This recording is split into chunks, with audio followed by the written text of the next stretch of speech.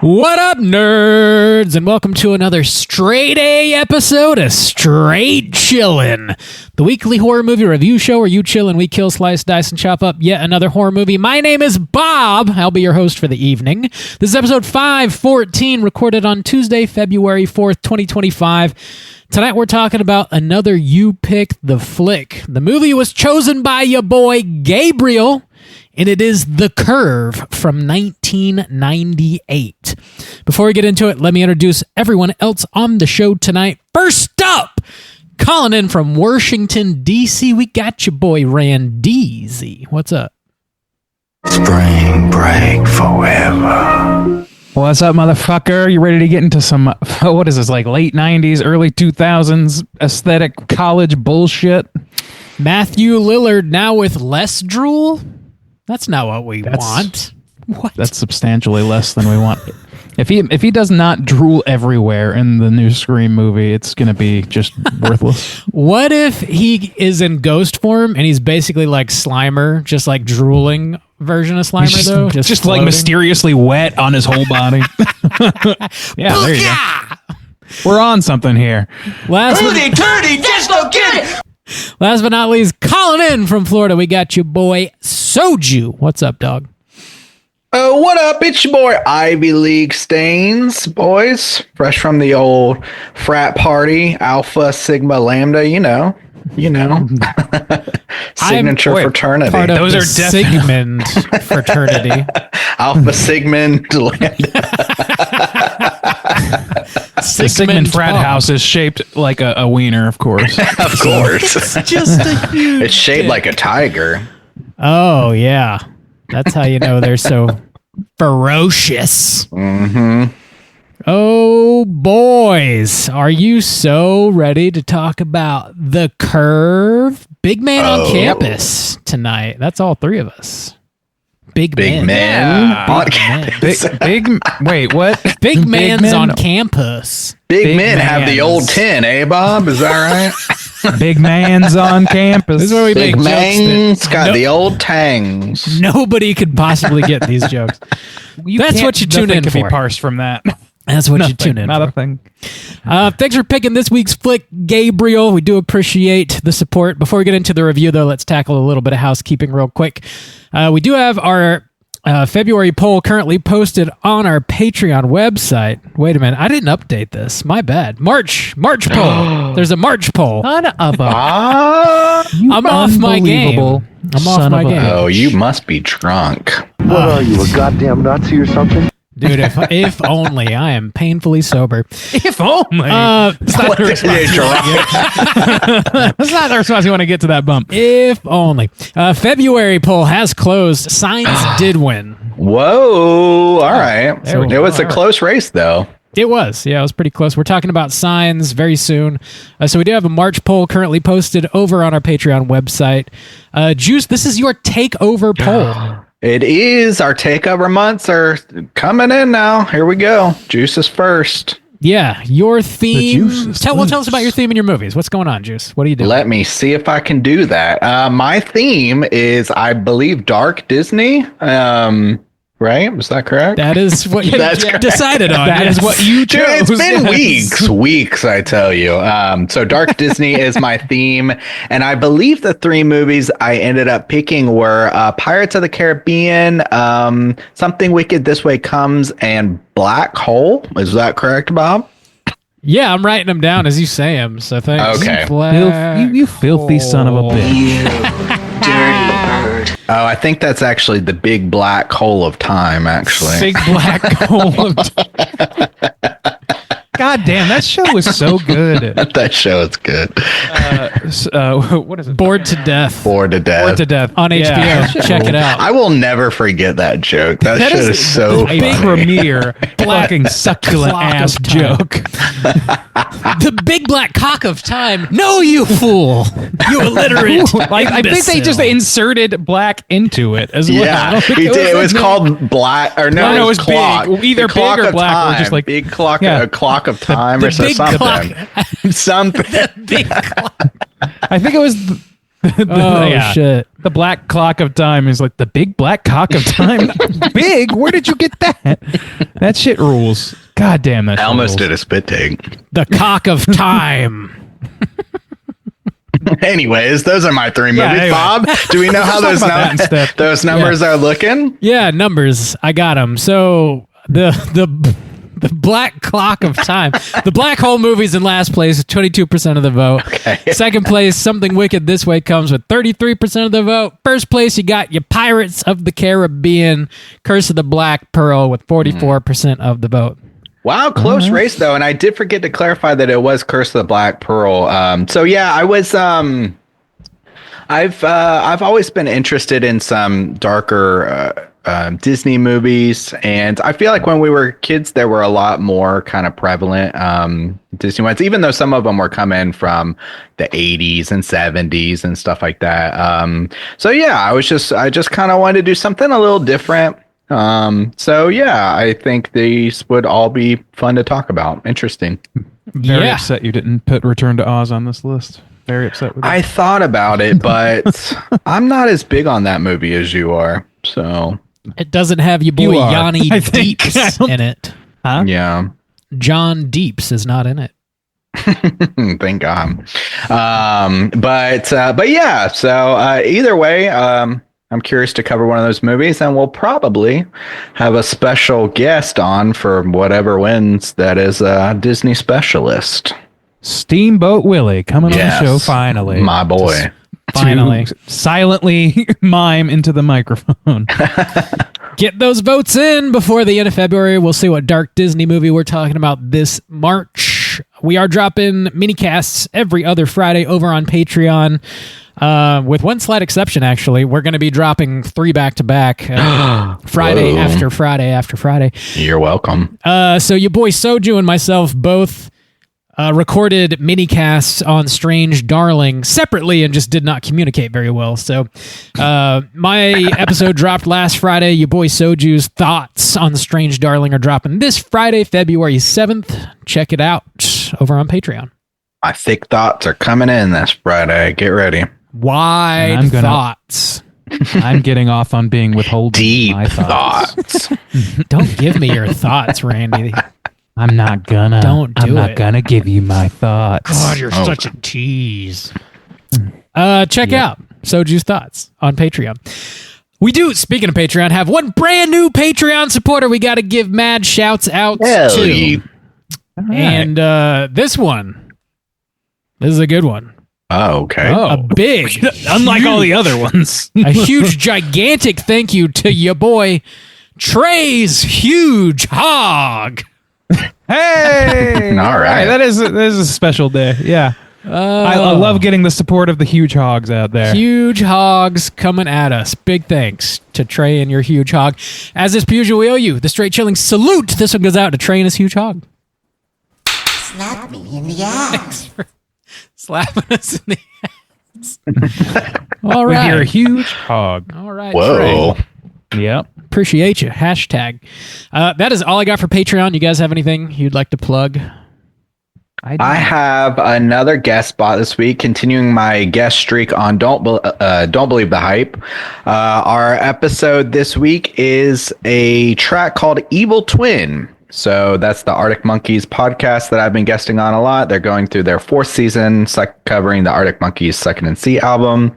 So, yep, this week we are covering Evil Twin. So check that out. And also, too, I forgot to mention last week, and I don't know, we'll do a live brainstorm right now or just in the upcoming days, but I made a playlist on Spotify. So if you're a Spotify user, there is now a playlist that exists. It's probably incomplete, but I'll do my best to kind of fill it out as best I can. But it's all of our feature episodes. So anytime we've gone on anybody else's podcast, I've added that to this playlist. And so far, it's like over 100 hours long. I don't know how many episodes that is, but probably like over 50 guest spots. But I mean, you know, we've been doing this for 10 years. So, and I've definitely missing some for sure, but I try to go through, some of the biggest podcasts that we feature on a lot. Plug It Up, Light and Shadow, Cooter, and even like some Porpoise. Yeah, and he Wax and Porpoise, and even like some shows that even like aren't around anymore, but that we guested on like back in the day. So, that's up. If you want, I don't know the best way to share it, so everyone has access to it. Of course, if you're on our Slack, you can hit us up there. If you would like it, you can shoot us an email, and I can like email it to you. But I'll find a way to put it up. But yeah, it's a lot of extra content there if you're jonesing for more straight chilling. If 500, wasn't that nice of me? 514 episodes just isn't enough. We got 250 bonus episodes plus at least 50 guest episodes. Oh yeah! Look, if we could And monetize the sound of us taking a shit, we would do it. We're everywhere. I would. We probably Nothing is can. non-monetized. Let's look into that. Actually, I think there's a market. Bob, go ahead and look into that You tomorrow. can find us on exists. our onlyshits.com. Check it Bye. out. Shit my pants. Onlyshits.com. Go ahead and // shoot us some straight chillin'. DMs if that's something you're interested in, and maybe we'll work out some kind of deal, Some deuce M's. some kind of back room deal, Some backdoor deal.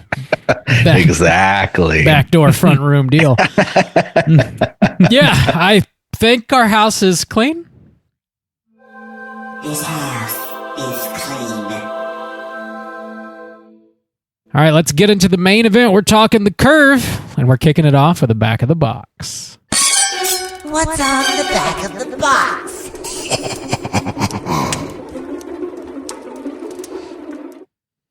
Bob, I wasn't really looking when we did our screenshot, but do you have this box? I do not have this box. I'm sorry. Whoa. Sorry to disappoint.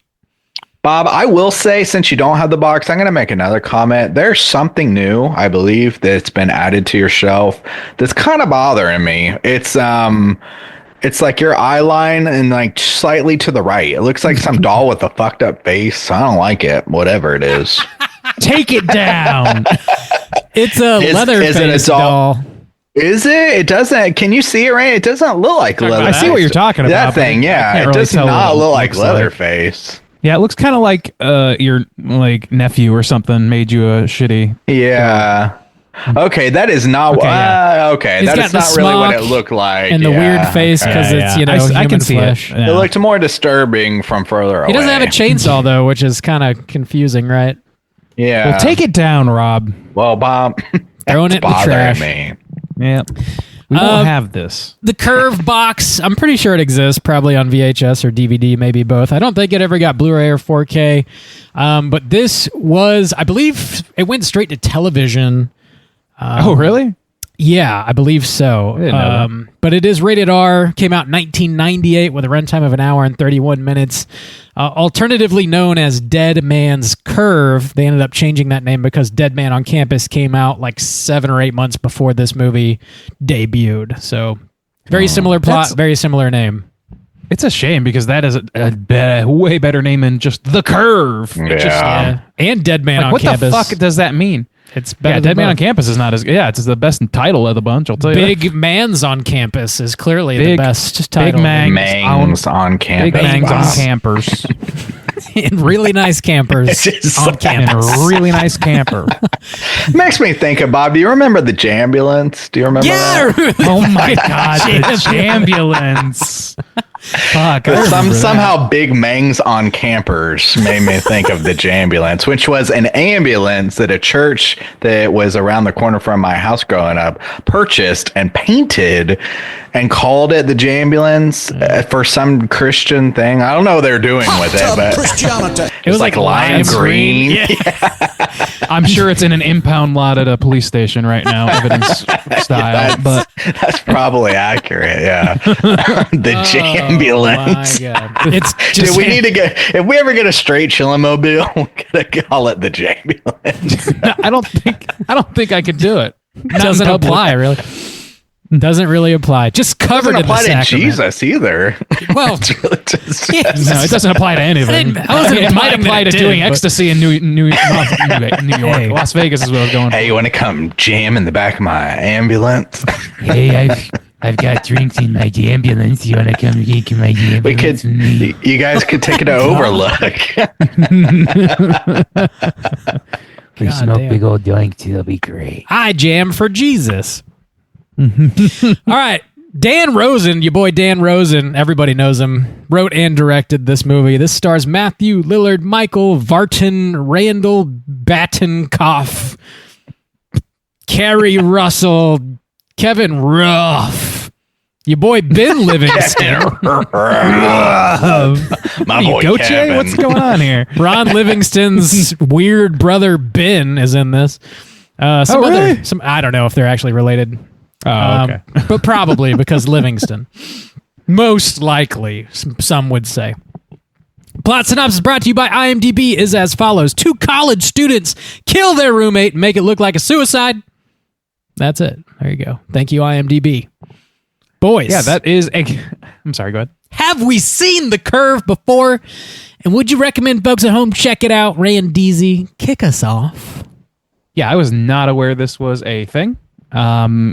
I knew nothing about this, and I don't think that I strongly recommend it necessarily, unless you really need a little bit of Lillard fix. It's an oddity. I could see people enjoying it maybe, but it's, it didn't leave a very strong impression on me. Right on. Juice, what about you?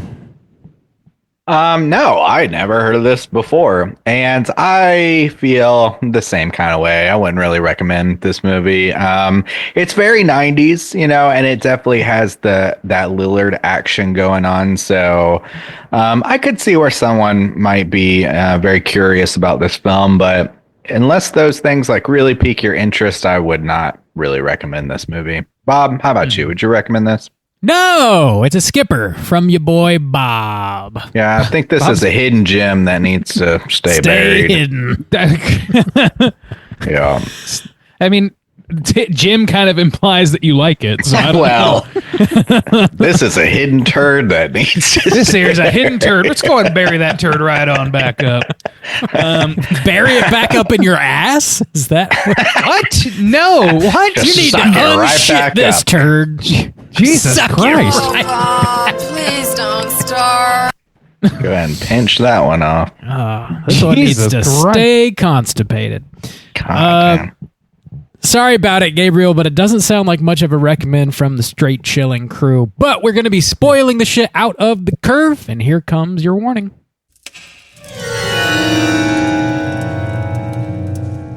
Spoiler warning.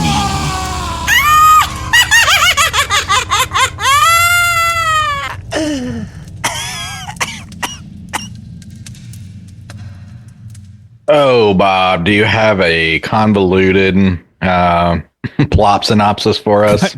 I got it. I got the screenplay. I'm just going to read the whole thing if that's cool. No. No, that's I do not want to cool. hear those lines again. Do y'all mind if I read the screenplay? I mind. Okay, strap in. Here comes the plot synopsis. Chris and his college roommate Tim aspire to get into Harvard Business School. They become aware of a school policy that if your roommate commits suicide, you automatically get straight A's. They begin hatching a plan to kill their third roommate, Rand, and make it look like a suicide. Chris and Tim buy a bunch of sad books and music to plant in Rand's room. While at a party, Rand forces his girlfriend Natalie to tell him in front of the entire party she is pregnant with his child. He reacts negatively and is generally just a giant piece of shit. Chris and Tim... I'm a monster! He fucking is. Chris and Tim meet him out by a cliff. They give him a bottle of tequila filled with rat poison. These boys all have their own separate bottles of tequila, and they drink them entirely. It is insane. They fill it with rat poison. We've all been there, Bob. Not been there. He drinks it, and Tim throws his ass off the cliff. They also leave a suicide note in a bottle behind. The next day, the dean tells the boys their roommate's dead, but they haven't found the body yet. He also offers them straight A's. When Natalie hears the news, she also throws herself off the same cliff and dies. Some cops interview Chris and Tim throws Chris under the bus. He also tells Chris's girlfriend Emma that Chris killed Rand. Tim then says he will help Chris get his girl back with a somewhat bizarre plan. Tim just just goes along with it for some fucking reason. Tim says he's going to take Chris's girl out on a date and they're going to get drinks and have a great fucking time. Meanwhile, Chris, back at her apartment, is going to make it all romantic-like, and when he brings her back home, he's going to hide in the closet, then bust out, and then they'll have a party and it'll be great. Tim and Emma get back to the apartment as planned. They start kissing and she starts blowing him all the while. He's got a husband bulge. Blowing him kisses? Blowing him Sweet little kisses. Sweet little kisses. Chris is still in the closet. Tim locks eyes with him just in the weirdest way. The scene is fucking nuts. We'll get to it. Start stroking. Chris storms out and Tim follows. Emma later tells Chris that Tim got her drunk and that he's double crossing him. Turns out Tim also just now has a gun and he tells Chris he's going to kill himself so that Chris can get straight A's. He already got straight A's though, so I don't understand that. Chris records the conversation with the thing in his pocket, but he doesn't do anything with it.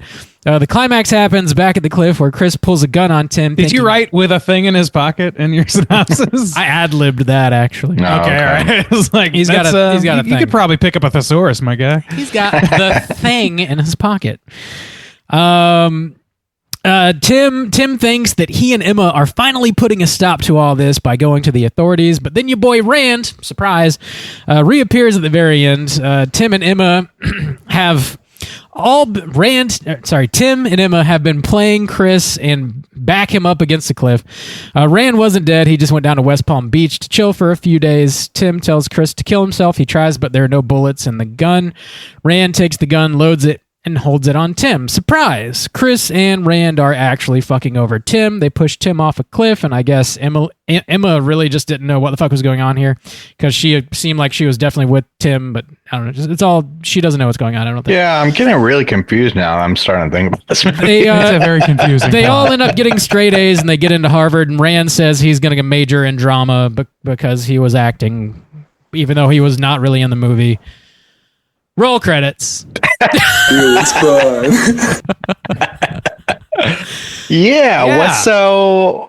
Yeah. Okay, so Tim was trying to double cross them. Yeah. So Emma is talking not in mad on it, shit. but then she's jumps in on it anyways. I think she thinks she's in on it because she doesn't With Tim. realize. Yeah, with Tim, but she doesn't. But then realize wouldn't they kill Chris- her with Tim? I guess not. Or if they do, they don't show it. I don't know because she is like definitely with Tim for sure. She never like appears to double cross him. No, they seem to threaten her right at the end into silence, they? which is like I don't fucking understand. Yeah. But if she was with Tim, who is Matthew Lillard, by the way, for those listening at home. Yeah. why would they need to go? Okay, wait. So they have the conversation in the cafe. The counselor overhears it. Okay. Yeah. But then why would they need to do that whole date thing except to drive? But then she tries to convince him. Then she tells Chris. Mm-hmm. Oh, Tim is trying to He's double cross fucking you. you Why over, would she yeah. do? Why would she do that? To get him, I don't know. Like, this is the thing that bothers me is like confuse the you? whole plan to like have it recorded and all that stuff. That does nothing. It doesn't Like, matter. Why is doesn't that help part of her. the plan? Because they just take the tape. Like, it's just done. Like, He does- Why I engineer that He situation? does plan to go to the cops, but not until after he pulls a gun on Tim. Like he's going to march him into the police office with a gun and then give them the tape or something. Like, Yeah, It's very but- strange. He even strange. thought Tim was going to Well, show up out there. I don't know.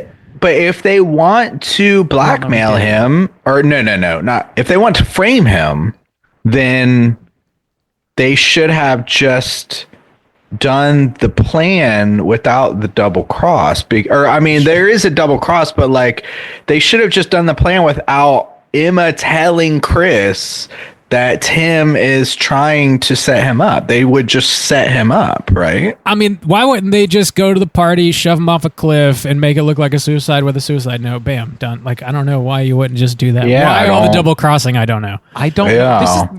This is the thing. Is the whole movie is like it reminds me very much of an episode of Community where called what was it? It's like Intro to Conspiracy Theories or something like that. And the whole episode is Jeff makes up a class. and then goes to a like great prove that the class episode, really yeah. exists. And then there's a professor there, and it just leads down this long thing. And there's like a big scene at the end where like 5 different times the tables turn on somebody, and the dean is just like going along. Literally, he gives up. He's like, I just went along with whoever suggested it. And like, this is what it feels like. It's like way. It's just like one rug pull after the other to the point where it's just pointless. To try and be generous to the movie here. So Rand is an absolute motherfucking piece of shit, and we are shown that in the movie. Yeah. And he knows that his girlfriend is pregnant with his child, and he wants her to get an abortion, but she does not seem like she wants to do that. But after she thinks he has committed suicide, she then also throws herself off the same cliff, and it actually is dead, and they find her body. So maybe You gotta have a sequel. maybe that was also part of like they So, wanted okay. to trick her into killing herself. So Rand and Emma could be in on it because Emma is the one who set up the pregnancy because she wasn't actually pregnant.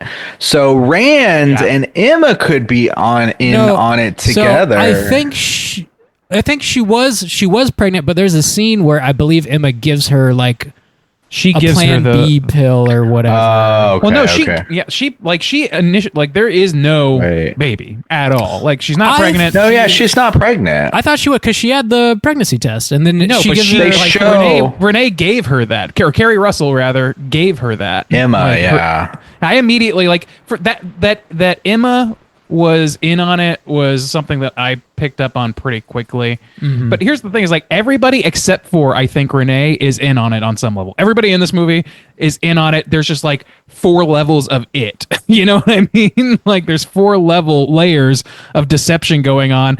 So like. Who knows what and when Yeah, it gets what so the fuck? lost So and why it's like I don't understand. does- I don't understand. Natalie need to think that she is pregnant exactly. Do they Because just I want her think to that- kill herself? Period. Like I think Emma wants the free. Well, because grade as Emma well. gets the grade. So Emma is definitely definitely setting her up. Yes, Yeah. because that's her roommate. So that's how Emma gets the grade. As far as she knows, she and Tim are engineering this whole thing for themselves. but then they Okay, killed yes. Tim, so she is only in on a, she doesn't know that that's portion gonna- But of. she doesn't know. I guess they don't know that they're Maybe. going to That's kill the thing. Tim. But it She also thinks doesn't. that's the plan, but But there's it a also deeper plan than that. doesn't make sense to kill Tim and not kill Emma. Yeah, because she knows. I agree with that. Yeah, there's no point in involving her except I don't know what. Like it's just to do it. Like It is just to confuse you and in quote It's just to surprise confuse you. the Yeah. viewer. It's for the I'm viewer's benefit, confused. and it actually hurts the viewer. So Yeah. So Chris and Tim set this up to kill Rand, but Chris tells Rand that they're gonna set him up so Maybe. that Chris and Rand can later double cross Tim because he's a piece of shit. yeah, But I guess. in order to do Or that, maybe they though, planned it from the get-go, Yeah, how like- would they do that whole plan without including Emma? Because the whole thing that kicks off the whole thing is the pregnancy, which has to. It doesn't make any sense. It doesn't. Yeah. The only thing that makes sense is Tim End of Lillard and Emma come up with the plan first to do the whole fake pregnancy thing. Then Tim also has to convince Chris to do the same thing with Rand. knowing that they were going to double cross Chris. Yeah, so Tim has to convince Emma and Chris to come up with fake plans to murder their own roommates and make it look like a suicide. Except Tim does all the killing. So why would he need to convince anybody? And why would he even get... I think it's like, well, at least for the Yeah. up until the point where we get the double crosses happening God. and all that shit and Rand's back alive or whatever, it makes a kind of sense because he is also simultaneously setting Chris up to take the fall. So like to whatever extent they suspect foul play, it will be pinned on Chris. And he's getting off on this. He likes this. Like, Tim's whole thing is like being the puppet master. He loves doing that. That's what also didn't make sense to me, though, too, because the reason he gives later in the film, the reason he says, the reason I'm double crossing you is because they can't find Rand's body, which he wouldn't know about because Rand's part of the double cross. So he really thinks that Rand's body is missing. But that also doesn't make any sense. Neither of them do. How is Rand alive? Because Lillard said, I'm going to smash his head with a rock before I throw him in the ocean. But I don't think he because did. Of the original double cross, Tim thought that he and Rand were in it together. So he thinks they're staging it, and Chris is going to puke. But Chris and Rand have silently made a pact to that, like, this is all going to happen, and he's going to be like, the focus is going to be put on him. Chris knows this. And then eventually Rand's going to come back alive. Tim's going to be like, oop, Rand's alive. You got fucked. And then Rand is going to be like, actually, you got fucked because he told me about it originally. But then, they don't need the pregnancy thing then. No. They never did. They just had to kill one guy. Yeah. It doesn't make sense. Just when Chris. After Rand drinks the whole bottle that has the rat poison in it, yeah, and when he like literally comes back alive for like one last like throat grab, that shit was so silly. So crazy silly. Yeah. Also, the fact that you could drink a whole bottle, the idea that you would drink a bottle of rat poison and not know that it's rat poison is ridiculous. Well, so Lillard has the bottle with the rat poison first, and he's drinking it, and then whatever Rand is drinking, he says it tastes funny. So they swap bottles, and he allegedly gives him the one with rat poison, and that one tastes okay, and he drinks the whole fucking thing. Yeah, because they also did this whole thing where they were like, yeah, you and me, we're going to be drinking basically lemonade, and he's going to be drinking the other one. And so that's what that's supposed to be in the moment. You're supposed to think, oh, he gave him the bottle with lemonade by mistake. He's like, but Lillard drinks it. That's the problem. I get what Bob's saying. I thought the same thing. I was like, well, that doesn't make any fucking sense. So, there's no rat poison, though. Like, ultimately, there's no rat poison because he's not really killing Rand. Then why would he even say this one tastes funny? Because he's a fucking lunatic. That's the whole, like, he's off out of pocket on everything. It's a mind fuck. Literally, the original three, everyone knows at some point that they're trying to kill somebody. It's just everyone's thinking a different person is. So Chris thinks they're going to. No, Chris knows that they're going to end up double crossing Tim. Rand also knows that they're going to end up double crossing Tim. Tim thinks they're going to end up double crossing Chris. Right. And Carrie Russell is with Tim and thinks the same thing. Oh my god! But then they don't kill her, and she's like completely available there to fuck over their plan. Let me also make this note because I had a very, very sneaking suspicion. Well, not even a suspicion. I was like, Jesus Christ, this is terrible. But I had to confirm, and I did. It just reminded me to confirm a second ago when Bob was doing his plot synopsis that the guy, the actor playing Chris, and I believe the actor playing Rand, Lillard's a little bit off on this. Close, were both 30 at the time that this is another one where I was like, okay, these are supposed to be 18-year-olds. Got it. Yeah. I don't think, they're not. They're going into grad school. I think they're supposed to be like 24-year-olds. Grad school? I mean, that would be 22. 24. Yeah. Okay. It depends on when you graduate. I don't know. Yeah. But like they're not supposed to be 18 anyway. They're not supposed to be 30. They do look older than they should. They look like they're graduating with a master's. Like that's what it looks like. They look like doctors. They look like the professors. They don't look like doctors. I'm not going to give you that one, but they did look like Dr. Age. They do look older than they're supposed to be. I agree now, with that. Felicity, she might be closer to where she was supposed to be. Yes. So she was 8 years younger. So if they were 30 and 31, then she was 22. Okay. So she was the appropriate age. Yeah. No, she was the right age. Yeah. Okay. I do think Lillard is, even though he's basically doing a muted version of Stu from Scream. Yeah, he is. He's Oh, yeah. the shining light in this, you know? For sure. The movie He's the opens up. entertaining part. Yeah. You're right. The movie opens up and he's taking a shit and then he steals the like giant ring of toilet paper, you know, the kind that you find in Yeah, public yeah. bathrooms. He steals like 2 of those bitches. That's how you're introduced to his character, which is like, all right. Yeah, he's basically a character from the fucking New Girl or some shit at the beginning, and then he quickly turns into like this Machiavellian piece of shit. I know. Yeah. I wrote notes on this one as as is lore with this show. Usually, I only write notes when I'm having trouble with a movie in some capacity. Yeah. But the first and most prominent note I made was everyone in this movie is an asshole. Yeah, dude. And I stand by that, dude. Like, by the time we get to the party... Except for and the Rand is- girlfriend, I guess.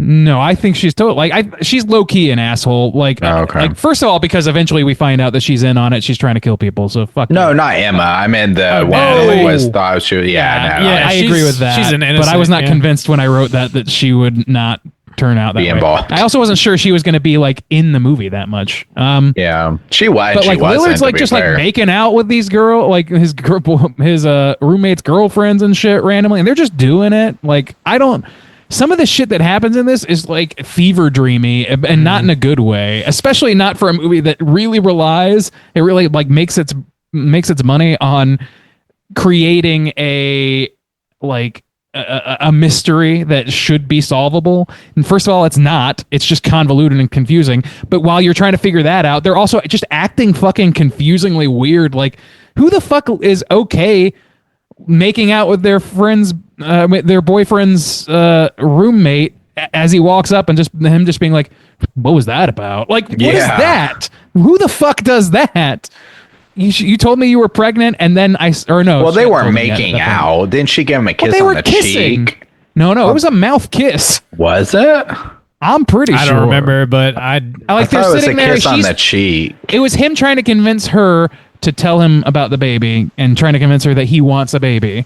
And Yeah. they're sitting at this cafe, and he just starts like kind of like kissing on her face, and she's just kind of like doesn't quite lean away. She's just sort of like, "Oh, I don't know." And then the boyfriend walks upstairs right next to him, and he's like, "What's going on here?" And they're like, "Nothing, you know." Like, and that's it. That's all that happens. yeah. Who the fuck behaves this way? Everybody is a piece of shit in this movie, which would be fine if the plot, like, if the plot really truly called for that, and if the ending was satisfying, like if when it ended, everybody got like their comeuppance or whatever. But they're just sort of insufferable, and the movie just doesn't really make a lot of sense. I think what you need is a really lovable character that gets to flip and be I think that's what they were very trying to do with sinister Chris. at the that's the problem. Chris is But a it big does not nothing. come off. No. Because It does not. if you're feeling bad for Chris, like, oh no, I really feel bad for Chris, and he's being manipulated, and then ultimately he does a turn and he comes out on top, then you're like, oh yeah, I was rooting for this person, and it's fun to see them do the flip, right? But that's not, Chris doesn't, he's kind of a piece of shit too, but like just not as interesting as Lillard. But No, the he thing is is like he's playing, he's like cool, he's like trying to do, honestly, He's 30. It's like they couldn't get Skeet Ulrich to be there, like to do that. Like, My boy Skeet. I don't know. He does not do. He doesn't do a good job. Like, I don't think anybody besides Lillard is entertaining to watch or on any level here. I found old Felicity to be particularly bad. Really, I thought Chris was the worst of them. At least Rand was like a pro. Like, he was succeeding at making me hate him from the jump by being the most over the top piece of he shit in the sucked world. too. Yeah, he was. Yeah, pretty he bad. wasn't good, but at least it was like I hated him. Like I was supposed to. Yeah. You know? Like, I wasn't supposed to dislike Chris, but I just did because it's like throughout the movie when you don't know for sure what his deal is or that he's in on it or whatever, he's just like the most passively like going along with the dumbest, worst shit in the world guy. Like, he's pathetic as fuck throughout most of this movie. Yeah. God, that scene where he takes his girlfriend out, Emma, and they come back to the apartment. One, I was really confused about that. I know that he laid out the plot like, I want you to go and buy some flowers and I want you to go buy some candles. But it was still very confusing to me. When they got back to the apartment, I was like, how the fuck did Lillard light all of these candles? There's thousands of Candle them. budget, baby. Dude, that's such On a fleek. fire hazard. Dude, there's so many candles. When the man. camera That's like that. Even if they were $1 a piece, that's thousands of dollars worth of candles. when that dude is getting blown and the camera zooms in on his face, Oh my god. that Through the moment slide. is out of control. Dude, the camera work in this is completely batshit. It's like really fucking dumb. I took another note here somewhere where, like at certain point, he's having Lillard and Chris are having a conversation before the turn, any of that stuff. It's like, I don't remember what they said. Like, why? Chris is like, why Emma? Or like, for whatever reason, why Emma? And it just does this weird like Dutch angle zoom into Lillard's face, and he just kind of quietly goes, I don't know. I'm like, this is like, that's the most anticlimactic Dutch angle I've ever seen on anything. Just fucking weird shit like that. Also, did y'all think that I kind of was with the security guard?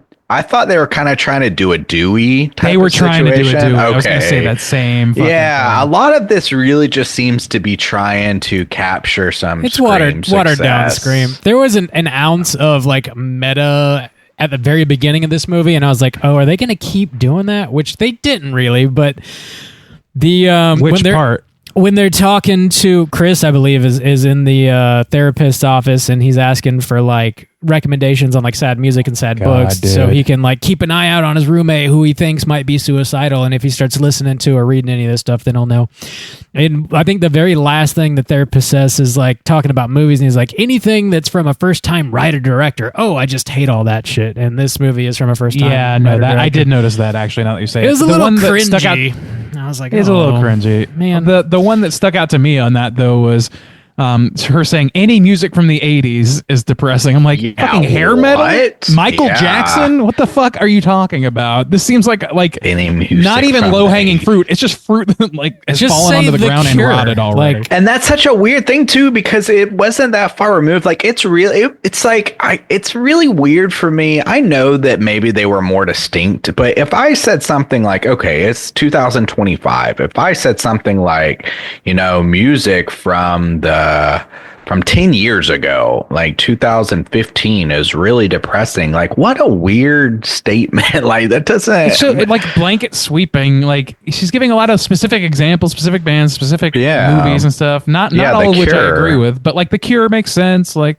sure, but And the Morrissey band. What's the name of anything that? from the 80s. The Doors? No, Morrissey wasn't in the Doors. Oh, Jim Morrison is what you're thinking. Jim Oh, yeah. Morrison. There you go. Morrissey's fuck. I'm blanking on it. Yeah, me too.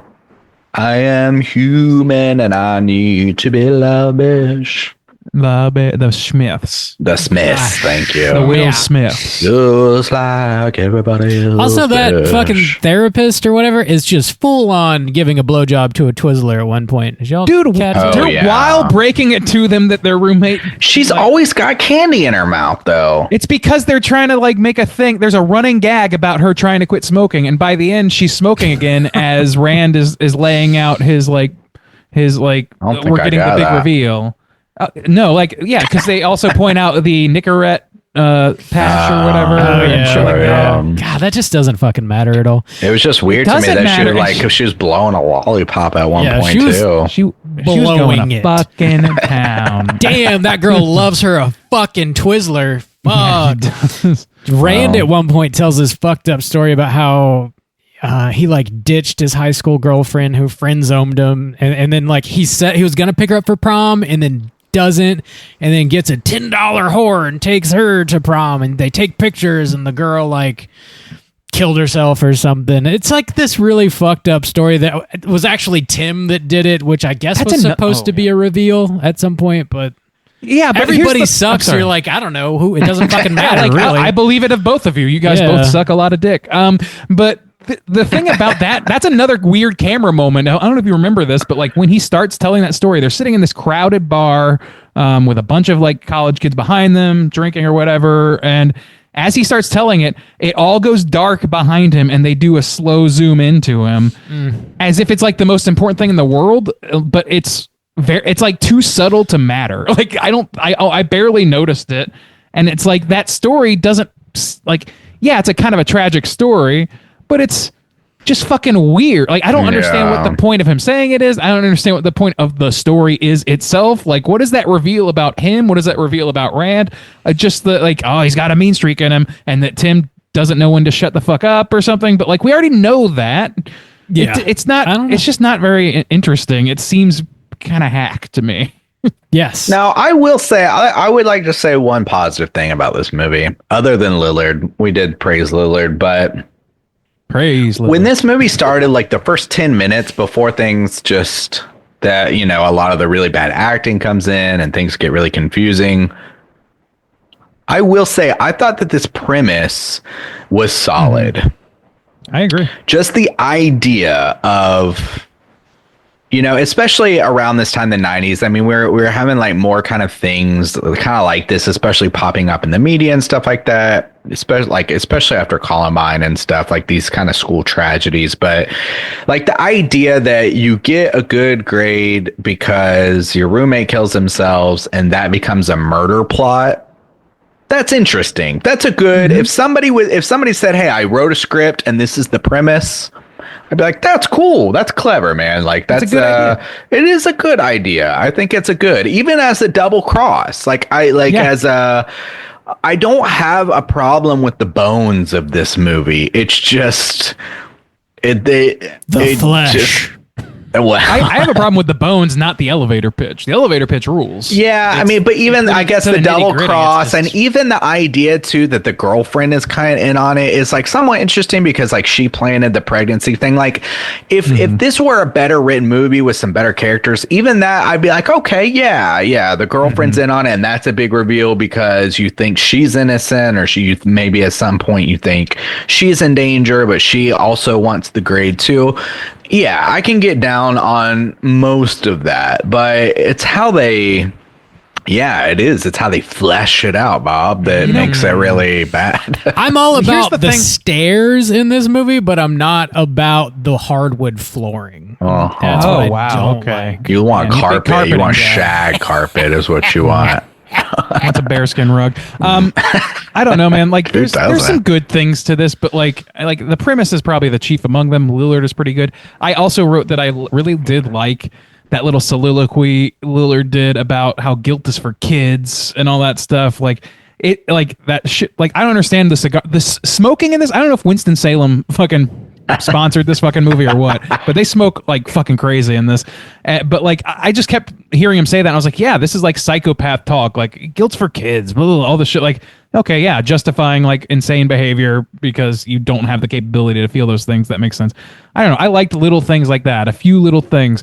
The problem is like this movie hinges on like twists, and it does it multiple times, and every single time it's not like a lock unclicking. Like it's not like a door suddenly opening. You're like, oh shit. It's like, wait, what? Are you, huh? Okay, I guess. Or it's like, I saw that coming. Like it's either like, I saw that coming a mile away, or it's like, how does that make sense? I don't know. I don't have time to parse that. Lillard had a great line in this movie. He's just like talking mad shit to Chris. He's like, do you even know what Starbucks means? Star, universe, bucks, money. Money runs the universe. That's just like brilliant late 90s. Even 98. Ooh, Starbucks has been around for a hot minute. It also reminded me of Juice Star and Bobby Bucks, everybody's favorite musical duo. You're still in my phone as Bobby Bucks. Bobby Bucks. Don't you ever change it. It's like, if anybody ever tried to look at my phone and be like, what's Rob's phone number? I need to know. They would never find it. My name is Rob would immediately be clocked as a fucking drug dealer. I think Randy's, still says Android. That Banana Man says, in mine. It says Android. Yours on mine says tool, money, pound scent. Like, I don't remember Eggplant. why. Yeah, it was, Yeah, but it was does. all It like says dollar signs. Bobby and Android is our it's our group. I don't understand, man. I never change anything. Nice. Bobby I also and got Android.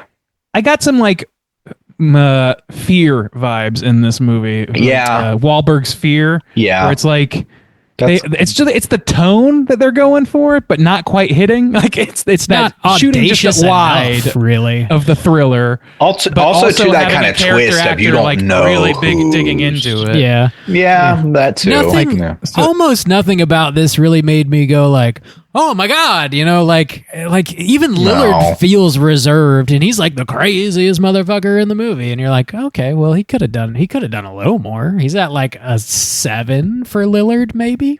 Yeah, I mean, he does fine. It's just, I think it's not Lillard's fault. It's just I'm not blaming him, no. there wasn't anything in this movie that, like, okay, for instance, even the reveal that the girlfriend committed suicide, they didn't like give that any time. No, I they didn't feel glossed it, yeah. anything. You should feel bad for that character. They You show think a little she's bad. pregnant. They I mean, show I the feel a cops. little bit, but it's just like, They show the cops pulling her out of the water for like a second, and then they Yeah. never really talk about it again. I It's had just- to like kind of. I think I went back and I was like, wait. Am I? Did she really kill understanding herself? this right? I did the same thing. I was like, did she really? Really? Because Yeah, that's I was a like, corpse. whoa, wait, I think she really did. So I watched her go off. I was like, oh, okay. which is unintended really consequences, weird sure. because the last time we see her, that's not the impression that you get at all. Well, what is the last time we see her? I Like don't the last remember. time we see her is when I think she runs up and she thinks that Rand. Well, maybe not. I don't know. Dude, Anyways, runs off, and then he dies. I know and she then- comes into the dorm room and she's talking to Chris, but she's she takes his mad. photo back. She says, "Yeah, I'm gonna go back to Canada," and then I think we just see that she's committed suicide. I'm like, No, that's well, true. Actually, They do. This is not executed well. not. I can understand. Like, I wish they hadn't included that because the thing is, like, I can understand why she would kill herself to some degree because, like, Sure, the logic is he killed okay. herself, and she's a Catholic. She's now an unwed mother. Her parents are going to Yes. disown her. All this other shit. Like, Yes. like I understand all that, but then they kind of, you're right. They kind of undercut that with the scene of her like having other plans entirely. I don't know what changed Yeah. between that scene and her jumping off the cliff. She just kind of did Except it. I at remember- that point, well, I know what changed. At that point, she doesn't think Rand is dead because she's mad and she takes the picture Oh, back. that's true, but that's the yeah. last time that we see her. So we think Why would she's that- going to you're leaving Canada. him. Yeah. You're leaving him Yeah. because he sucks. Yeah. And So, I so don't when we know. find out that Rand is dead, we don't see her mourning or saying like, "Oh my God, I can't believe I did this." She's just a blip She does in go a to his- conversation. Yeah. Wake.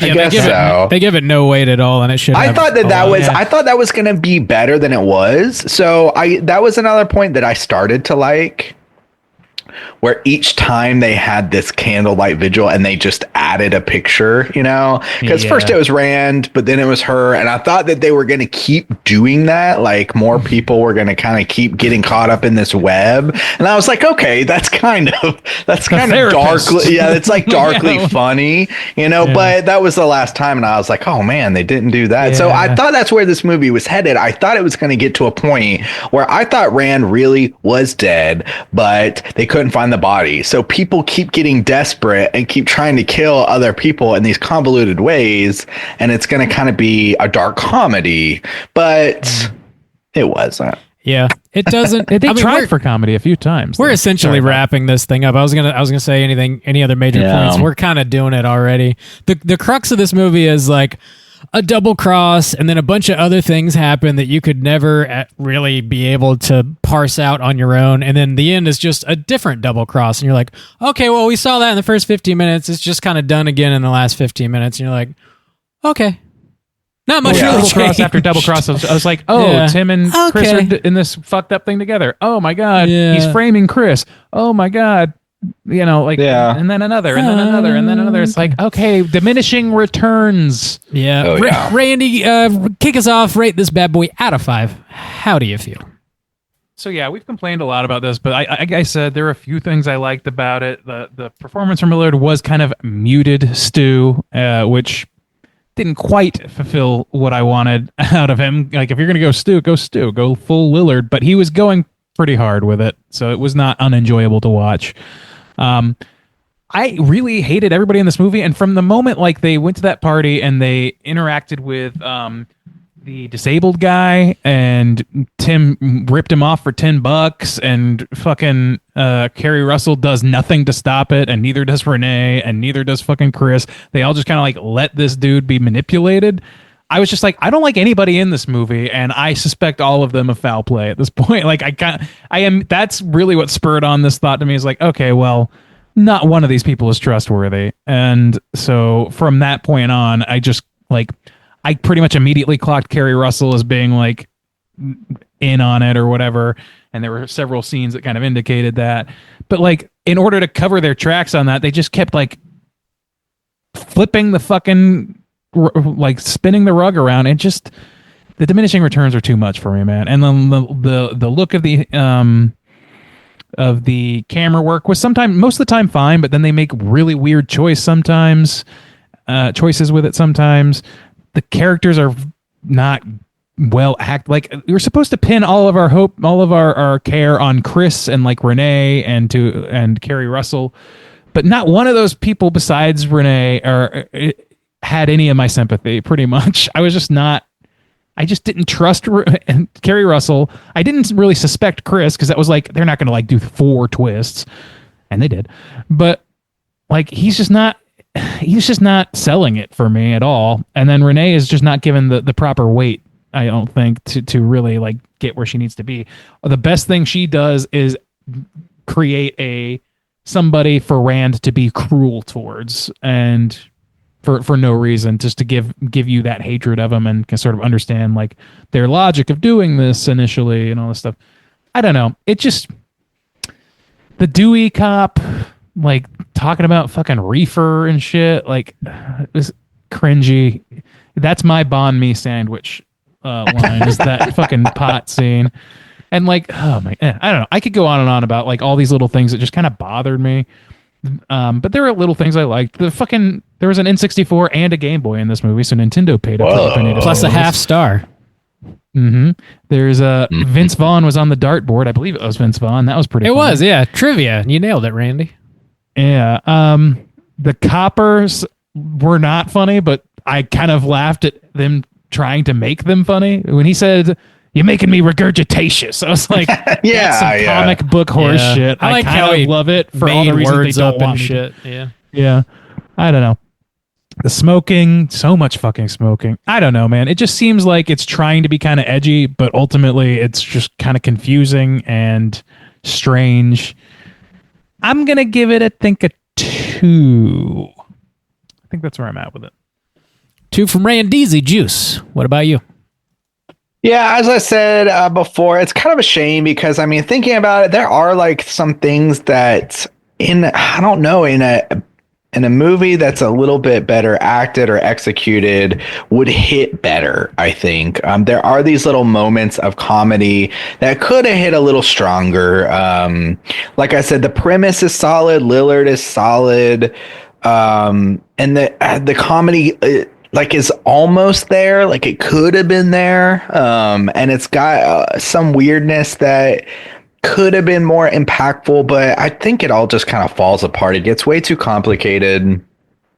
I think this director just kind of didn't do a good job. And the execution of it, I think, is really what hurts it, because I think that there's a universe where, the things with the psychiatrist or the counselor or whatever comes off stronger or funnier, and the things with the cops comes off stronger and funnier, and the things with like the memorial comes off stronger and funnier. It's just not here. These people are too old. They're not acting well. So I don't know why you felt you need to cast them, because they're just, nothing matches up here.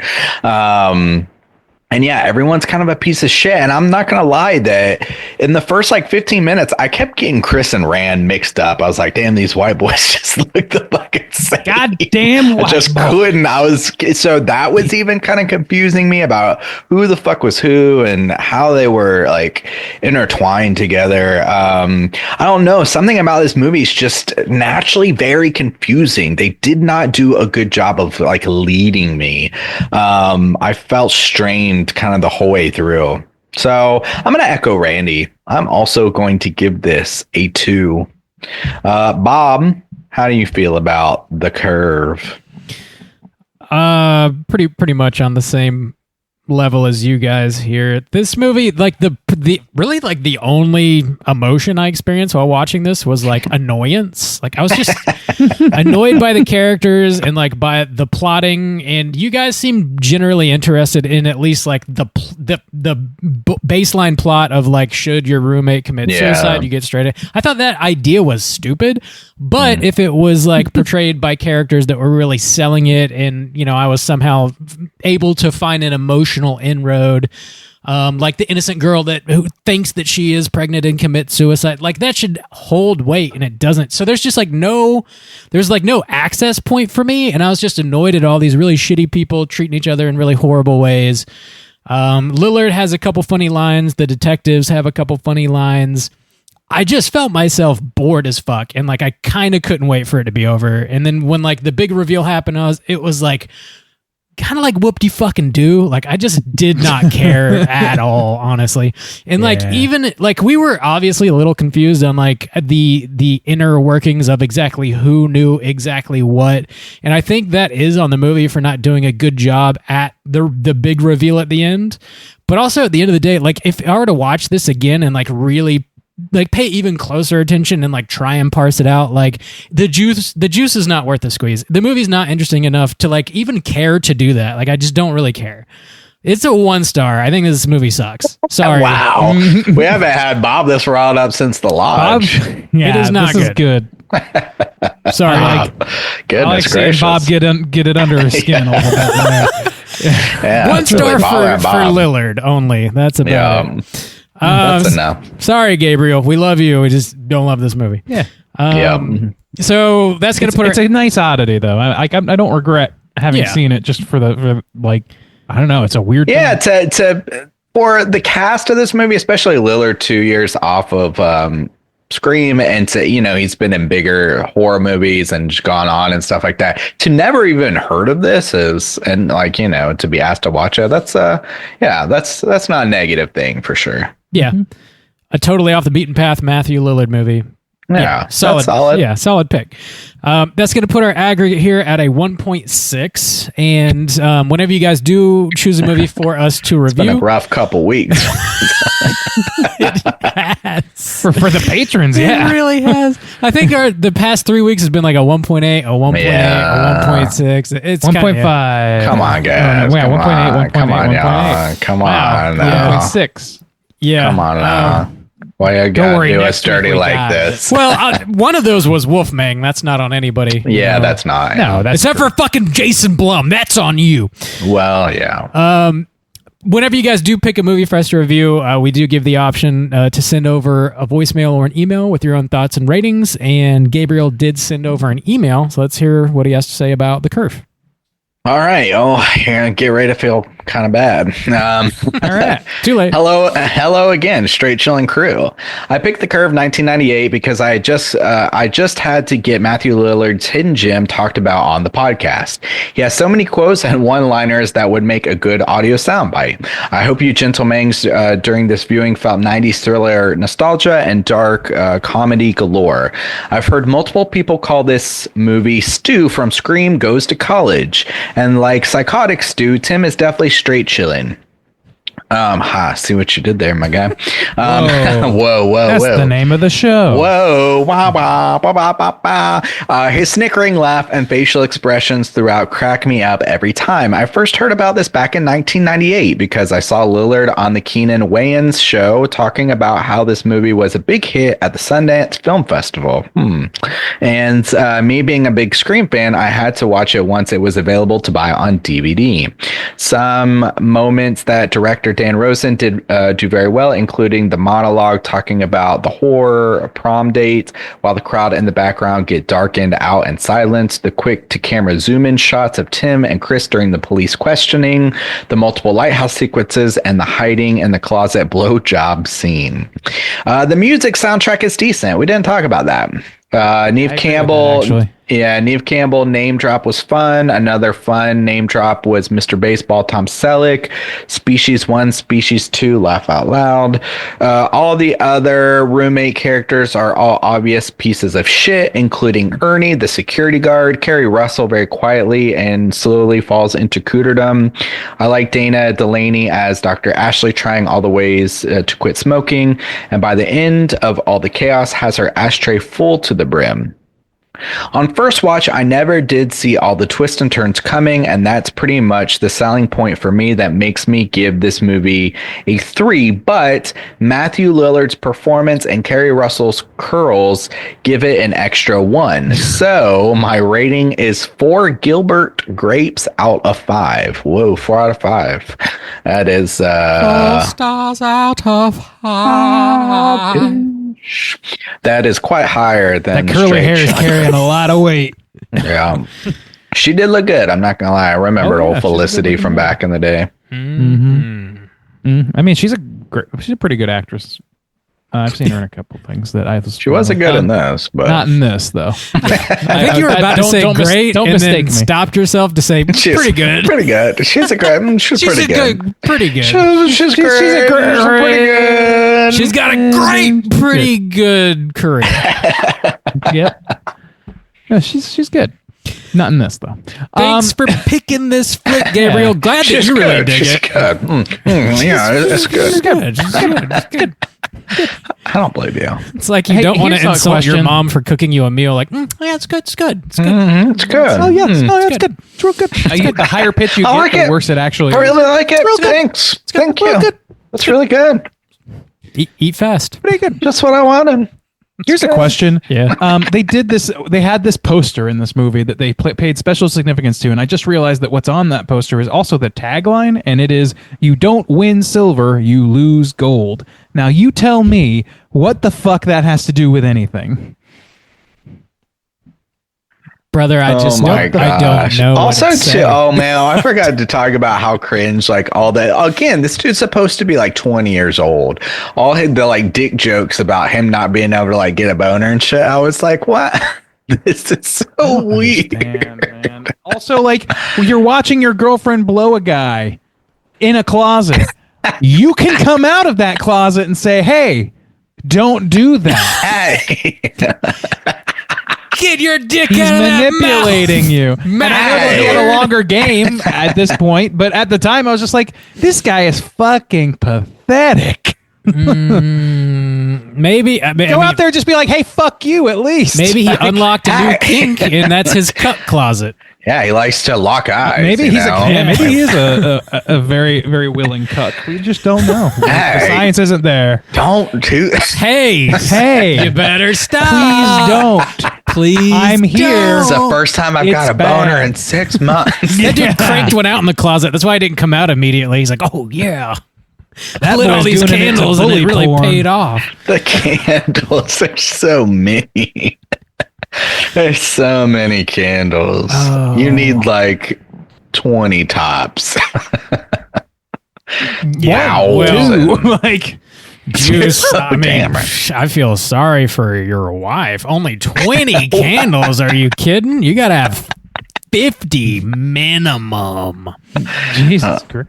Bob's gonna burn all those blues to the ground. Dude, candle budget on fleek. I got about 3 dozen Yankee candles in the closet right Three now. dozen. Damn, All all those different scents. flavors. Yeah, all those scents are just. Smells like a goddamn Hollister in this bitch. Just pass the fuck out. Oh God, I can't breathe. That really gets me going. Yankee Candle. Yankee Candle is asphyxiation. I don't know how people work in stores like that. I would. Dude, I don't it's know, man. like, dude, I can't stay in there more than assaulting. 20 minutes. Yeah. God damn. All right. More Anyways. Yeah, there you go. Thanks again, Gabriel. Let's go and jump over into our Rotten Tomatoes segment, see what the critics and users have to say about The Curve. Certified fresh. Yeah. All right, ladies and gentlemen, this is the Rotten Tomatoes segment in which I'm going to have you folks guess within the best of your ability what the aggregate positive score is for The Curve / Dead Man's Curve on RottenTomatoes.com, starting with the critic score or the tomatometer, and then moving on to the user score or the poopometer. So the critic scores, there are only 8 reviews for this movie counted, so factor that in. How many? 8, just 8, not even 10 here. Factoring. So playing with some pretty low numbers. Numblers, yes. How many numblers can you name? I'm going to start with, let's say Juice this week. Out of those 8 reviews, what percentage would you guess are positive reviews? I don't think a lot, Randy. And it's hard to gauge because it's older and you never know with like 90s films and shit. But doing some quick math, I'm going to put it around 48. 48. All right. 48 from Soju. Bob, where are you coming in on this? Yeah, that's a pretty good guess. I'll take... Oh, man. I'll take the over, I guess, just with a 50 right down the middle. All right, the 50 split. Okay, well, I'm sorry to say it's not 49. But one of you is closer than the other. You're just 48 percentage points off. Oh, my God. Because this is a goose egg 0%. Dude, we had 2. Something else egg. with 0. Was it elves? Elves, Yeah, probably. back-to-back weeks. 2 Patreon picks, back-to-back weeks 0. That's rare. That's That a is very very rare. Damn, dude. Man, Damn. the 8 reviewers did not care for The Curve. Whoa. God damn. Let's move over to the poopometer. There are 2,500 plus ratings from the users here. We'll go in reverse order. Bob, why don't you kick us off? What percentage of those 2,500 plus ratings would you guess are positive? Damn, dog. I guess...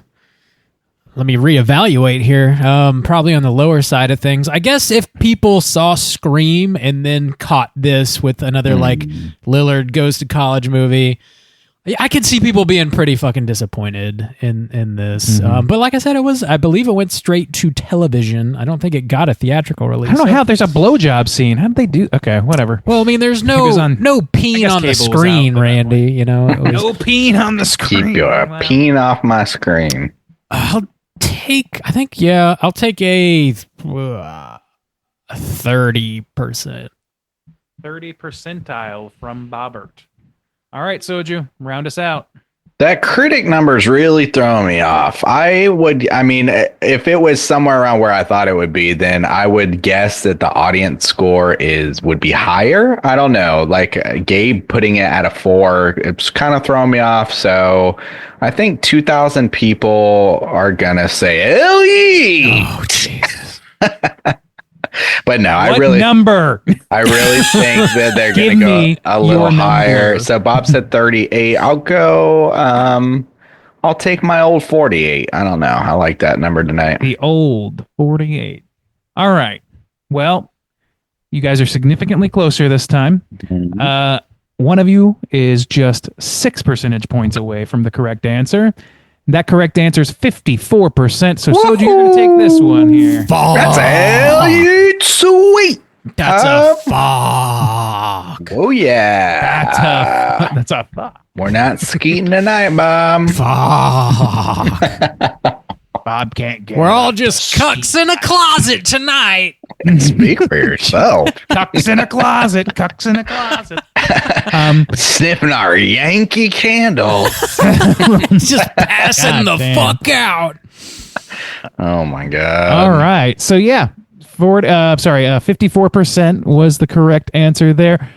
Let's read some negative reviews. There's no consensus. There's not enough material for them to make a consensus out of. But let's read some reviews here anyway. Here's one. Rosen isn't quite clever enough as either a writer or director to pull off the multiple twists curve finally takes. The satiric edge and much of the movie's logic disappear in its last 20 minutes. I largely agree with that. That's accurate. I would say the satiric edge does not exist, maybe. I don't really see what it's satirizing exactly. Itself? I don't know. God, this movie really just wanted to be Scream, didn't it? But like Scream for the twist. Well, I mean, Scream added to it, but I guess for like murder mystery. Yeah. Let's read another. So concerned about its plot that it doesn't pay much attention at all to its characters, and therefore the film only comes off feeling even more empty-headed. I mean, that sounds pretty accurate to me as well. Yeah. All right, let's read one user review just for the fuck of it. Hard roll there. It sure is. Here's a 5-star review. 0%. I loved it. The end was so unexpected. Thank you. Of course user. it was. It had to be unexpected. There's no way you could expect it. All right, that's it for Rotten Tomatoes, though. Bob, how's that trivia looking? You know, I bet Rand went down to West Palm Beach for about 2 weeks. I bet that's how this movie's going to end. There's no way to expect it. You could think that. You could expect a double cross. Well, they did say that. No. Nobody said that. Never mind. Nobody said that. Nobody could have said that. There was very minimal trivia, of which we've really already squeaked into the discussion. So let's just keep cruising and hit up our Cooter of the Week. Straight chillin'. Cooter of the Week.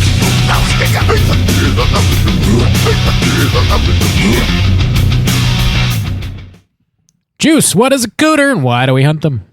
Well, Cooter's character type and a straight John exclusive. Cooter has to hit 3 of these 5 points to be considered a Cooter, but we want the Cooter with the There was a Once there was a Cooter. It wouldn't come out of the closet after school. Speaking about 90s, damn. Yeah. Check out that. Who is that? Crash Test Dummies track. Crash Test Dummies, baby. Anyways, they have to hit one of the 3 of these 5 points. The points are manipulation, smug arrogance, sexual deviance, overall looking attire, and overall patheticness. Boys, we are going to have a hard time not finding a Cooter this week. It's an embarrassment of bitches here this week. It's everybody but Natalie, really. At the top, Tim. So sexual deviance, yes. Yeah. Manipulation, yes. Yeah. Smug arrogance, yes. Yeah. Looking attire. He looks I like think everybody's a looking all right. Yeah, he's fine. And then Pathetic. smug, overall patheticness, yes. He gets tricked. Yeah. He gets got. So he's got 4. That's quite high. Let's see if anybody else beats him. So then let's go to Rand. So Rand is... He's sexual deviant. Oh, yeah. Is he? Oh, yeah. He tricks his girlfriend into thinking she's pregnant. So I guess he does have a hand on that. Yeah, I guess so. Yeah. Manipulation, yes. Oh, yeah. Smug arrogance, fuck yes. That's his eyes, I think. Overall patheticness, he gets an A, but his girlfriend dies. I feel like just him as a human being is pathetic. He's a pathetic person. Yeah. Yeah. And who goes to Harvard drama school? I don't know, man. Only losers. Also, pathetic. Quick note here, by the way. Why the it feels like the only reason he is the one saying that is because they wanted to end on that line, but he barely acts at all. Like, I know. He's not. That's the only scene where he's doing any lying.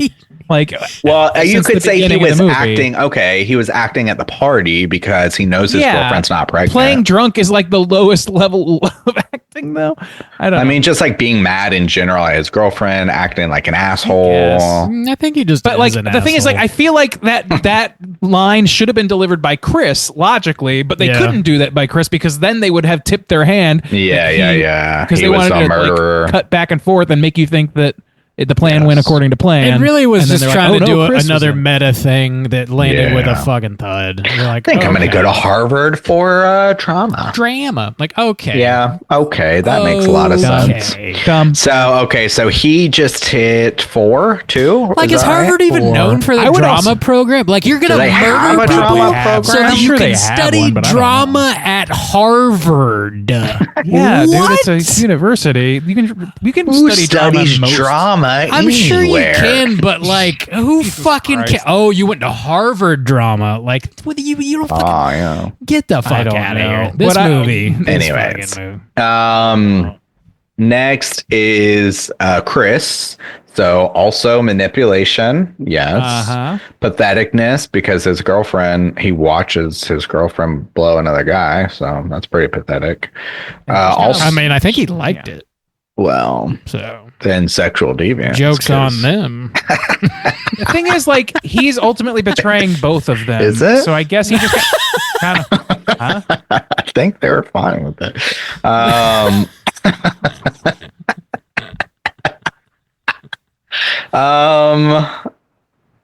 I lost Where were my we? place. Smug arrogance. Smug arrogance. think, I guess so. it's just Yeah. well hidden though. A, because we don't know his true intentions for a long time, and B, because the acting is terrible. So he seems like the lowest of the three. So I think it goes Tim, Rand, Chris, and then we I think could Tim do. and Rand are. Yeah, I guess they were neck I and actually neck. would Yeah, maybe even argue for Rand. That outfit he's wearing at the end when he's giving his little like. that's speech, true. It's very like, I don't know. It's like That screams of somebody who murders someone to go to drama school at Harvard. Yeah, it does. It's a drama school murderer. I gotta outfit. That's study fair. drama.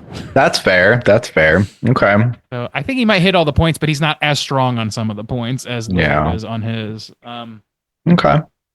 Well, anyways, we got some cooters, and then maybe throw old Emma in there too for manipulation, sexual deviance for tricking somebody that they're pregnant. That's kind of a sexual thing, right? Well, and blowing a dude knowingly. And a just blowing, yeah, cheating on her boyfriend. Yeah, good call. Okay. intentionally to fuck with him. And definitely manipulation, some smug arrogance. So yeah, she hits. Oh, yeah. almost just as many. Yeah, Oh, yeah, I think she's up there. The whole crew. Put them in the Yeah. fucking clink. lock them up. Class of Lock 'em up. Cooters. Yeah. 2025. We got him. That was a lot. That was a lot. Proud of us. We did it. We worked a lot of cooter cases tonight, boys. We did. We worked a lot of cooter. All All right. Let's talk What's about next? what we've been watching this week.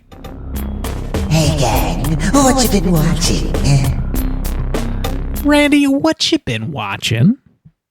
Well, let's see. Been watching Severance as it comes out. That show is very, very engaging and very fun.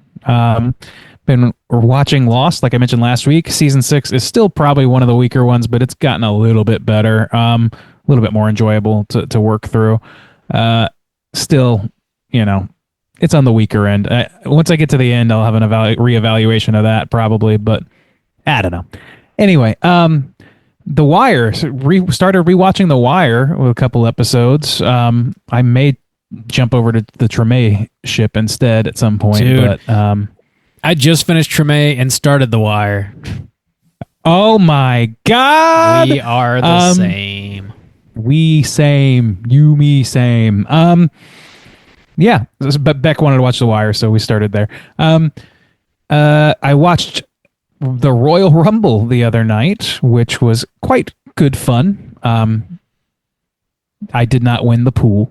And then last but not least, watched Companion in theaters with Sophie Thatcher, Jack Quaid. I thought that was a pretty fun movie. I did not know anything about the premise going in, so I had a few surprises on the way. And I never watched the trailer or anything. I don't know how much was spoiled by that, but there's some I wouldn't even call it a twist. I would just say like there's some aspects of it that I just didn't know going in that you find out about like the beginning of the second act or something like that recontextualizes things a little bit and sort of gives the main thrust of the movie.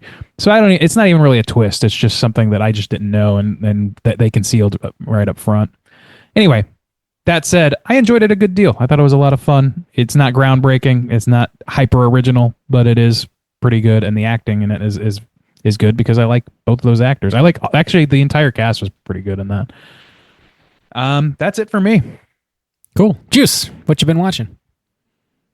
One of the first things I forgot to mention it last week, but I've been listening a lot to the new Mac Miller album, which came out a couple weeks ago now, called Balloonerism. And Mac Miller died back in 2018, and since then his estate has released 4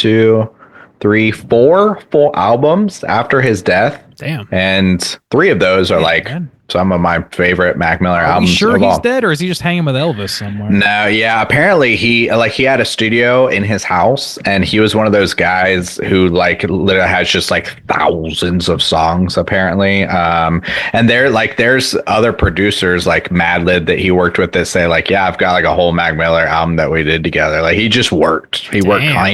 He died at 26, so he just worked nonstop, always recording. So 27th Club, man. Damn. Yeah, I know. So, but yeah, this new album is great, and not just that, the artwork, the videos that his estate has worked on, put together. It seems like they put a lot of love into it. So, really, really been enjoying that album. I have been watching a lot of Korean reality television to practice my Korean, but also just to kind of get into I don't know, I've never really been into the dramas much. So I'm trying my hand at the reality TV. I'm watching a show called Singles Inferno, where some men and ladies go to an island. It's strangely addicting. I have been enjoying that in a weird sense. My parents also like to watch reality dating shows a lot, so they watch a lot of the American ones. So I've been watching it with them, so that's kind of been fun. And then the other one is a show called Physical 100, but it's the second season, so it's Physical 100 some of that. Underground or whatever. And that one is fun because they take 100 different athletes. Well, they're not even all athletes. So some of them are Olympic stars, but they're from gymnastics and weightlifting, and some are just a cop or works in the Secret Service, the Korean Secret Service, or a bunch of just different physical people, and they put them through these challenges, and sometimes they'll have team games and stuff like that, and they slowly get eliminated. So that one's really fun. There's a dude on there named Justin. He's one of the 3 white guys on there, and he's doing really well. So great job, Justin. It was by Soju. Real nice guy. Really handsome, really good looking. That's a great podcast. Yeah. Got a thick hog. Smoking bod,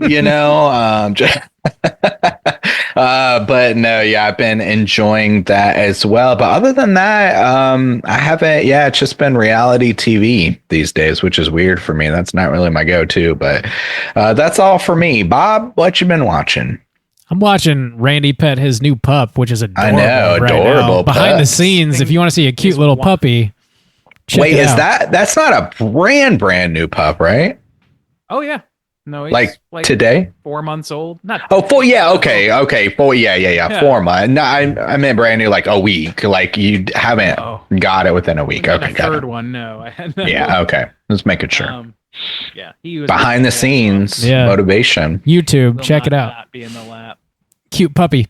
I've been watching a handful of things. There's a documentary on Max called Fall of Diddy, which is about all the fucked up shit that Diddy did. Oh no. It is exactly what it sounds like. There's really can't wait for the Fall of Gaiman coming out next fall. Oh my god, dude. Probably no shocking information to be received from this, except for me. I did not know that they kind of alluded to Diddy maybe having a hand in killing Tupac. They allude to it. They don't have proof of it. Oh yeah. But there's a lot of dudes on there telling a lot of stories about the East Side, West Side drama. So I didn't know about that, but probably a lot of folks do know. Anyway, it was like 4 episodes. It was fucked up on Max. Check that out if you want to. I watched the Stavros Halkias comedy. It's a movie called Let's Make a Cult. How was that? It was okay. Okay.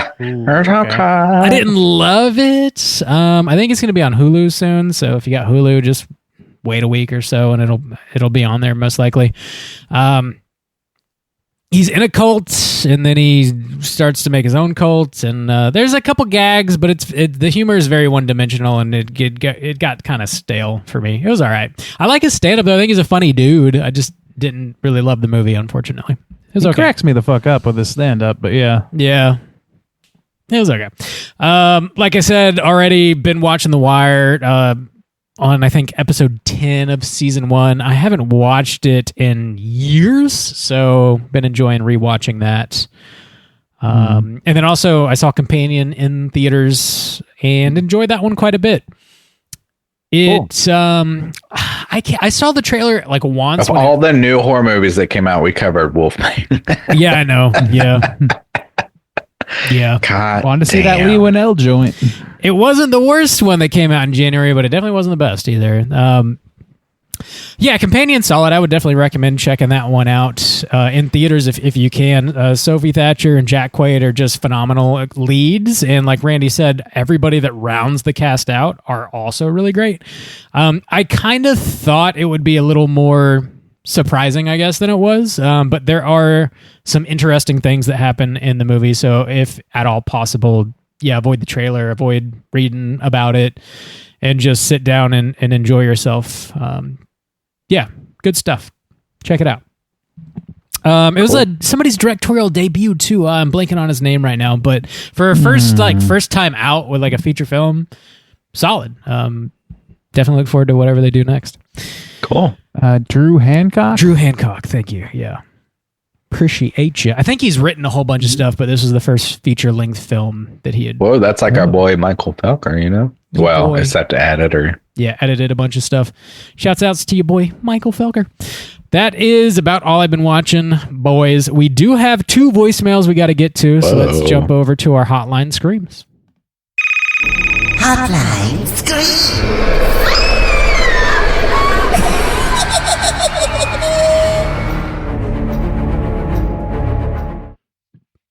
If you guys are listening and would like to call and leave a voicemail to be featured on next week's show, hit us up at 904-638-3231. First up, we're going to hear from Chris. Let's hear what he's got to say. Yo, what up, boys? It's Mike from New York. No, I'm from upstate. But I'm calling for last week's prompt when, it's not yours, Randy, I'm sorry, but Justin was on his feels about no voicemails, and he was trying to get some soju love. So, Justin, this voicemail is purely for you. I've been meaning to do this for probably a year. I hope I can fit it in. It was I was listening to the Descent cast, and you're talking about passing out from blood. So I got some embarrassing stories because I can do both, real life and movies. And if my brother wants to call and tell you about the time we saw Evil Dead 2013 in theaters, goddamn, that was a mess. But anyways, this is 2020. Started dating this new girl. I liked her. She was real cool. We were watching some stuff. She always watched Grey's Anatomy. I'm like, I don't know about this. So we watched that freaking Netflix movie in 2019. It's like Eli or whatever, 2020. And it was, So I'm like, let's watch this other movie I already seen, Gerald's Game. So we all know what happens with the handcuff scene. So I'd already seen it, watched it. I'm like, all right, I got this. So it's coming up. I'm starting to get a little sweaty, a little lightheaded. I'm like, oh my God. So I do the next smartest thing. And I say, listen, I got to go to the bathroom. So I stand up, and I guess I make it halfway to the bathroom because I come to on the floor. And she's like, oh, you're alive. And I was like, yeah. She's like, what happened? I was like, well, sometimes I pass out from blood. And she's like, yeah, you probably should have told me that. And she's like, I think you shit yourself. I was like, what? No. She's like, listen, you had a giant ass fart and I thought you died. So I've been staying there for like a couple months, and I reach around, I have my gym shorts on, and sure enough, fucking shit my pants. So I crawl to the bathroom and I'm like, son of a bitch, how am I going to get over this? And, we ended up laughing about it. We've been together for 5 years. Almost married too. So I learned a few things with passing out that, if you're going to pass out, just stay on the ground, sit your ass down, because if you don't, gravity will do that shit for you. And also, if you can shit yourself in front of a girl and still get her to marry you, you got to keep her. So, yeah, I think I just passed out the other night watching stop motion, where the chick was doing that thing with her flesh in her leg. I was kind of drunk, but I was like, damn. And I'm pretty sure I passed out. Love what you guys are doing. Keep doing it, man. Fucking look forward to the cast every Wednesday. All right. Peace. Dude, you got Bob right where I was about to say, Bob was like, yeah, someone called specifically for you, Juice. And I was like, that's a call for Bob. Let's be honest. That's a Bob story. Bob wants to hear them. Remember, Bob wants to hear them shit stories. Apparently, he loves to hear when people. Rob went full covering the mouth, barely stifling anything for a second there. That's some funny shit. It is very funny. Thanks for sharing. But could you imagine though? Because really, if somebody immediately fell and then shit themselves, you would think that they were. I definitely would think. Yeah. I would call. I'd be like, all right. Yeah, how could she? Yeah, how would? That's the only weird thing is. Well, I mean, I guess if you're at somebody's, depends on how quickly. You would think you would want to call an ambulance. Yeah, he might have only been out for a few seconds or whatever. Sure. Yeah. I love that he's like, yeah, I have my gym shorts on, so I just reach around back there and shit my pants, so I just crawled to the bathroom. Just a fistful. Also, bold move. You're with the new girl and just rocking the gym shorts, guy. Come on, I mean, we gotta step that up. You gotta have room for expansion. I don't know. It depends on what kind of rifle you're packing. I think you may want to show off a little.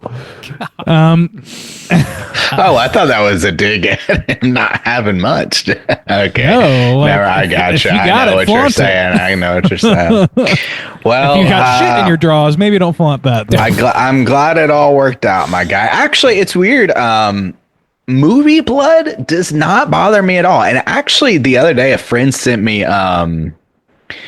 She accidentally cut her arm like deep in a really bad way with like a box cutter, like opening some packages.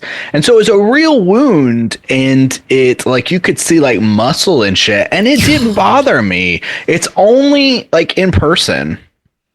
Wow. I know. I don't know what it is. You remember Feelings? I don't know what it like. Movie blood does not bother me at all. Movie blood, just blood doesn't bother me one bit. But like there are contexts. Like, I mean, sometimes I'll be like, that stop motion, but I don't pass out. And shit your pants. No, I don't really pass out. I don't shit my pants. I don't pass out, but I do squirm sometimes in a movie, and it's definitely with real life photos and stuff. Like for some reason, Reddit decided that I wanted to see everybody's hand injuries this week, and I'm still trying to fix that algorithm. I have no fucking idea why, but I'm just seeing like people's fucking like giant blisters and like just cuts and nicks, and it's like I hate it. I hate it so much. That's fucked up, man. The dude, fucking Mike must have a hog if he can shit in front of a woman, and she's like, "I'm still marrying you." Damn, wow. Good. Maybe you. She was. You may not be able to control the back door, but you really got something up front. Maybe that just opened out the relationship to a lot of new things. The old glass bottom boats, baby. It's hard to get closer than that, boys. You know. You are. I mean, yeah. If a first date will stick with you through that is worth pursuing. I gotta agree. Yeah, that's a high bar. If you're out there listening and you're in the dating pool, don't. On the first date, just say, I'm gonna fucking shit in front of this broad, and if she leaves me, then it's not meant to be. Is the That's ultimate a high test. bar. Damn. If you don't love me when I shit my pants, you won't love me when I'm clean either. Jesus Christ. All right. I might love you more, she said. I know. So I think I said we were going to hear from Chris first. That was Mike. My bad. Next up, we should be hearing from Chris. So let's hear what Chris has to say. All right. Hey, Sexy Dracula and the Straight Chillin' crew. This is Chris in Louisiana. I just got done listening to the Elves episode, and with the prompt for the voice messages, the subcategory of So Bad It's Good is entirely my jam. That's probably my favorite subcategory of, horror movies.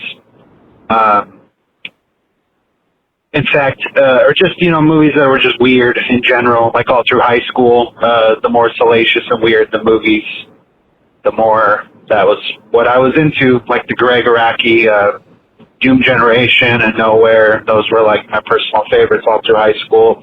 I've kind of cooled off of them, like new ones, but there's always like the classics, the So Good It's So Bad. But the one that I wanted to get you guys onto, and I've actually, every time that there's You Pick the Flick, I try to get a part, and I try to get a piece in there so I can recommend this and have you guys watch it, but it's called Miami Connection. It's a movie about a rock band who are also martial arts experts who battle ninja cocaine dealers in Florida. And it's filmed and made in the 80s. I always I kind of have an affinity for it because every time I watch it, I just imagine if I was 8 years old and I did cocaine and I wanted to write a movie, like it would literally be Miami Connection, like 100% carbon copy. And then it's like not really, it's horror adjacent enough because I feel that there's enough gore and practical effects in there to kind of warrant, it being talked about on a horror movie podcast. But anyways, it's just bonkers. It's a lot of fun. It's really funny. And that whole, like I said, the subcategory of So Bad It's So Good. I love it so much, and it's just fun. It's more fun than, like serious things. But anyways, all right. Well, thank you for the show as always. Talk to you guys later. Bye. I've definitely heard of Miami Connection somewhere. I think that's got a pretty good reputation. It's got a cult following. Category. Vinegar Syndrome put out like a really nice edition of it. I've never seen it, but I've just heard rumblings. That would be probably a pretty fun. Well, now you have to buy 3 copies. I gotta do it now. I gotta. What can you do? Your hands are tied. Hands are tied, Bob. They're tied behind my back. Whoa. Just the way I like it. While I'm in the closet. My girlfriend blow Matthew Lillard. While I shit my gym short. And smell 30 Yankee candles all lit at the same time. Gotta cover the smell of shit. It's the only way I can get off, okay? That's it. Damn, it's a lot of setup. It's not my fault. Open up a can of with ass. Yeah, thanks for calling in, Chris. That would be an interesting one, man. Hopefully you do end up landing a You Pick and we can check that one out. It sounds nuts. Also, I'm glad that you were not on cocaine as an 8-year-old. That's not ideal. Yeah. Coked up 8-year-olds. I mean, that's maybe a bridge too far. I don't think I can quite go there. But I do want to see the movies coked up 8-year-olds might have made. Potentially. I would like to see that. All right, Miami Connection it is. There you go. Yeah, thanks for calling, fellas. Again, if you would like to call in, hit us up at 904-638-3231. I got to hear them shit stories. You got shit stories? Bob loves them. Call in. Let us know. It's taking you so long. The long. entire next Hotline Scream episode is going to be just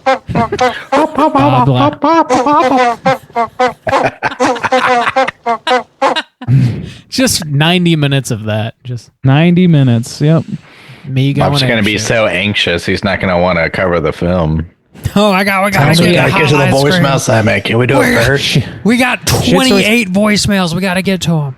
Oh, next week's going to be a big one, though. Yeah, I know. That is true. So, yeah, we're gearing up for Valentine's Day next week, and we thought we'd do something to get all those lovers out there, or potential lovers out there, in the mood, in the spirit of the holiday. Get everybody horned up. Get the engines revved. Get you sexually ready to plow. You know what I'm saying? And what better movie? Sexually? What better? Only sexually?